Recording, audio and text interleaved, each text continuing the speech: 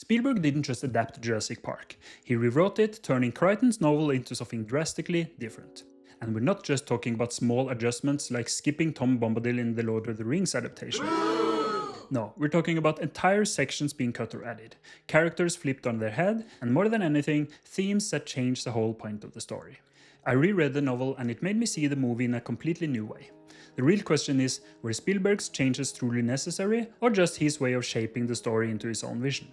On top of that, we look at how those choices ended up shaping the 6 sequels, and by the end of this, you might not see the movie the same way again. Michael Crichton's Jurassic Park is at its core a scientific thriller. The story is built layer by layer through details about DNA, technology, biology, and system failures. Large sections of the novel are devoted to scientific explanations and descriptions of processes that could never fit into a film. And while Spielberg also brings in science, it's more of a backdrop, a foundation rather than the driving force of the story. The film translates all of this into a completely different language. Spielberg turns the story into an adventure, where the audience is meant to feel magic and wonder. The iconic moments like seeing a dinosaur for the very first time aren't about explaining the science, but about letting us feel what the characters feel in that moment. Not two versions of the same story, but two contrasting takes on what Jurassic Park could be. In the novel, the theme is crystal clear. It's about the dangers of tampering with nature, the collapse of systems, and the chaos that follows.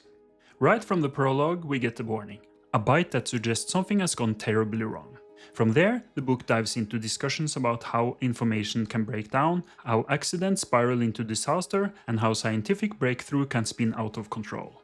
Whole chapters on DNA, technology, biology, even the digestive habits of dinosaurs. Not exactly popcorn material. Ian Malcolm's chaos theory isn't just a neat detail. It's a thread that keeps showing up against the events of the story. He's almost a narrator in the book, a constant reminder that systems always collapse. Spielberg's film puts the focus somewhere else.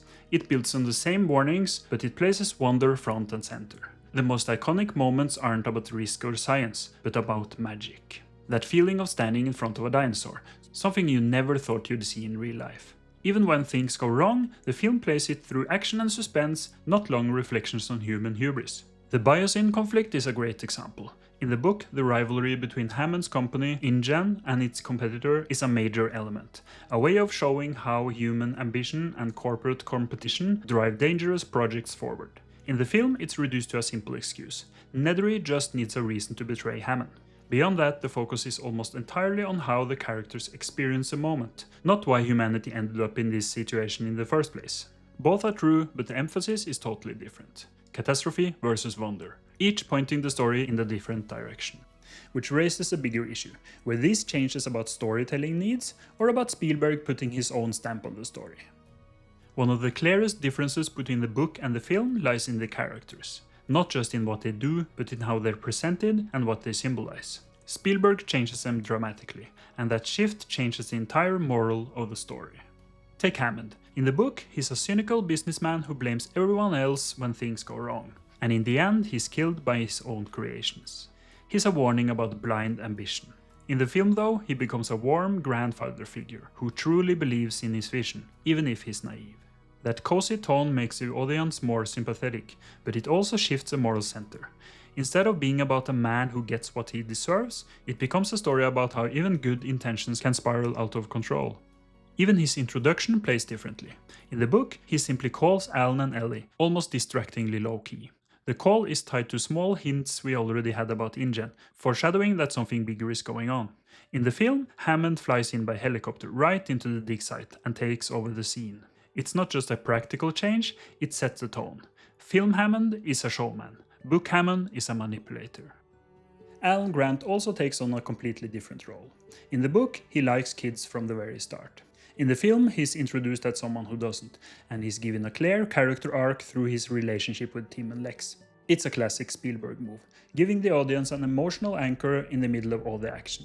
We don't just see a scientist surviving dinosaurs, we see a man learning how to care for someone.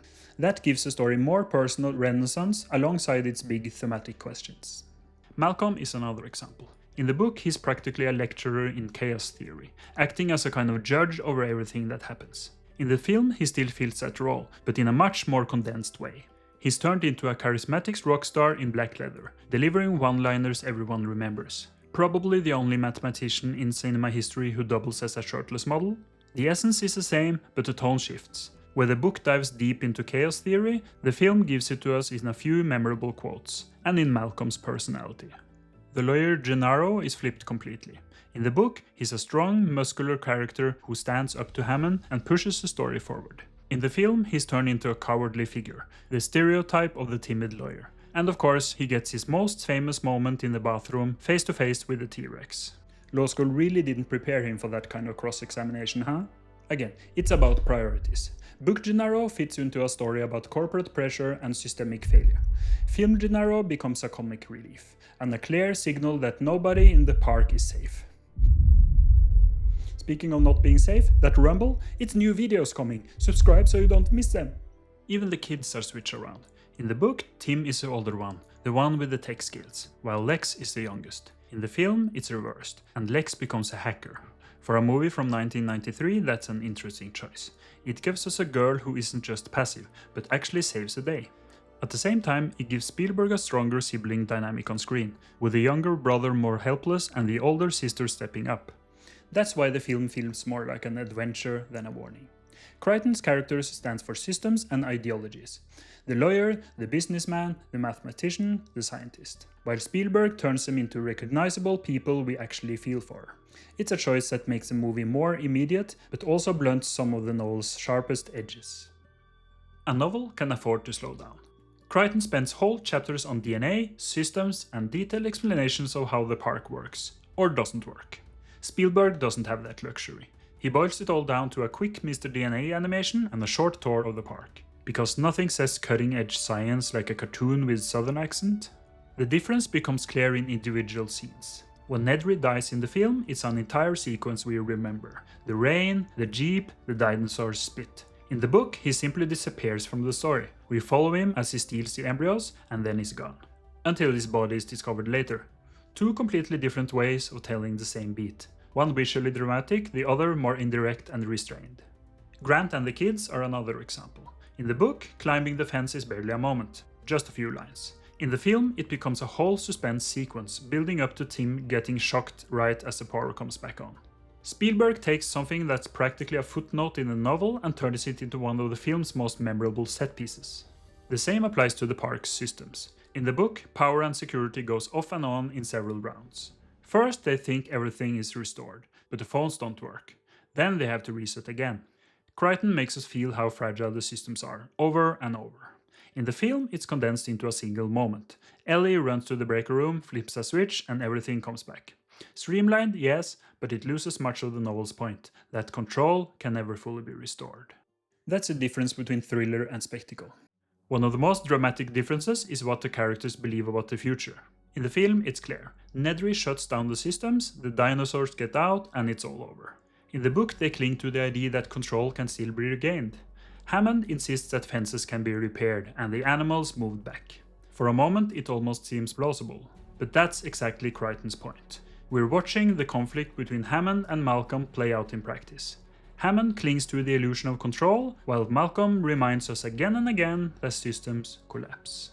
As readers, we see his chaos theory confirmed, not just in his words, but in the very structure of the novel. An illusion of control collapsing piece by piece.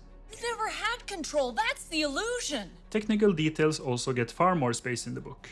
Crichton describes how the park counts dinosaurs with motion sensors and cameras around the island, and how a flaw in the program hides the fact that there are more animals than they thought.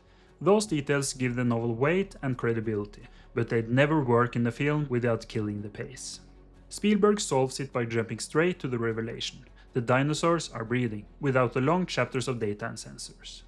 Other scenes show the same pattern. In the book, there is a detailed explanation of why the dinosaurs are sick, down to the stones they swallow to digest plants. In the film, it's reduced to a sympathetic pause with a sick Triceratops. The book also describes a long raft journey through the lagoon with a T-Rex swimming after them like a crocodile. In the film, that scene is gone entirely, though an echo of it resurfaces much later in the franchise. There's even a whole subplot in the novel about a ship heading for the mainland with raptors on board. It's not just a suspense beat, but a thematic extension of Malcolm's warning. The problem doesn't end on the island. Spielberg cut the thread completely, keeping the film contained to Isla Nublar as a closed-off adventure. It works cinematically, but it removes an important part of Crichton's message. Taken together, the pattern is clear. The book builds fear and collapses gradually across many chapters. Excellent. The film has to simplify, visualize, and create standalone sequences that burn into your memory. That's why Spielberg inserts the Brachiosaurus as the first big reveal, or turns the T-Rex attack into a mini-film of its own. It's the same story, but a completely different structure, because that's what the medium demands. Here the question shifts again. How much of this is adaptation, and how much is reinvention? Spielberg's film was based on Crichton's novel, but it only used part of the material. The rest was left behind until the sequel started picking it up. And when you look through the whole series, it's striking how many of the most iconic moments in later films actually come from that first book. The Lost World opens with a girl on a beach being attacked by compies, a sequence that in the first novel serves as a prologue to the entire story. In the same film, we also get the T-Rex sticking its head through the waterfall, another moment lifted straight from Crichton's original book, where Tim and Lex is the ones who face that encounter. And when the ship in the Lost World heads towards the mainland, it's a direct variation of the threat we read about in the first novel, where Grant and the kids watch a boat leave the island without anyone able to stop it. At this point, the sequels are starting to feel a bit like Universal's recycle bin. Jurassic Park III pulls its most famous sequence, the aviary, from the novel's aviary chapter. Once again, it's an example of a scene that didn't fit into Spielberg's first film, but got recycled as raw material later. At the very end of Crichton's novel, we get a scene that almost sums up the whole story. Grant and the others follow raptor tracks back to a nest and finally end up on the beach where they see animals lined up in formation. They're not trying to escape, they're waiting to migrate, ready to spread as a species. It's an image of dinosaurs not just as monsters in a theme park, but as a new force of nature. Not chaos, evolution. And that's the exact idea the Jurassic World films build on. The whole series revolves around the question, what happens when the dinosaurs are no longer trapped on an island, but start taking their place in our world? In that sense, you could argue that the World movies are more of a continuation of the novel's final observation than of Spielberg's first film. Several other sequences in the World series also trace back to the first book. Rebirth gives us a raft sequence where the T-Rex attacks on water, almost identical to Grant's lagoon journey in the novel. And in Fallen Kingdom, we watch Isla Nublar go up in flames, with a dinosaur left behind on the dock. A direct echo of the book's ending, where the island is bombed to contain the threat, while a line of raptors are standing on the beach. Even the idea of creating new versions of dinosaurs, bigger, more spectacular than the ones that ever existed in nature, is already in Crichton's text. Wu argues that they should build new generations of animals, a version 4.4 designed to better fit audience expectations than the authentic clones. Hammond resists in the book, but the idea is there, and it becomes the foundation of the entire Jurassic World concept.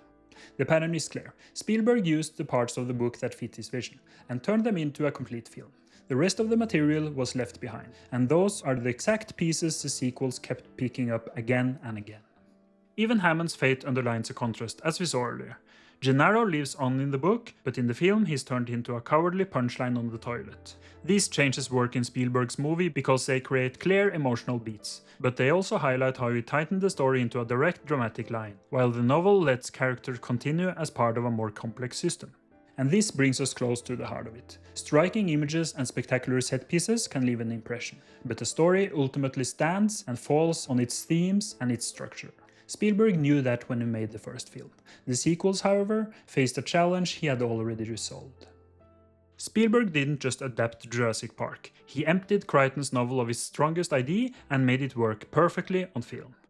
The conflict between Hammond's vision and Malcolm's chaos theory was the book's thematic core. Once Spielberg transformed that into an adventure of wonder and terror, the central tension was spent. That's why every sequel struggles. They can add new dinosaurs, new settings, even new hybrids, but thematically they're circling the same drain. The original book had one loaded question. Can we control nature, or will it always collapse into chaos? Once that was answered on screen, there was nowhere else to go. It's not that the sequels lacked spectacle, it's that they lack a new philosophical engine. Without one, they're variations of a single idea, chasing the thrill of the first movie without ever finding a new question to drive the story forward. What's the question that drives us new? So which story is the real Jurassic Park? The answer is both. Crichton wrote a warning where Hammond dies blaming everyone else for lacking vision.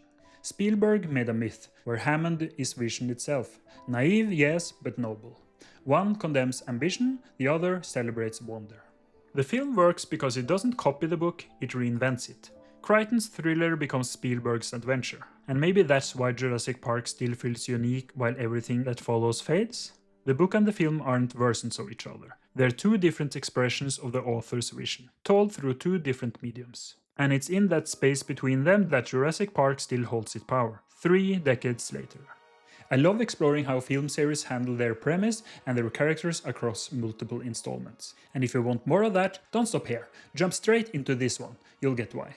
Or you can check out this video. If you want to support the channel, consider joining as a member. Thank you for watching, and remember, life finds a way.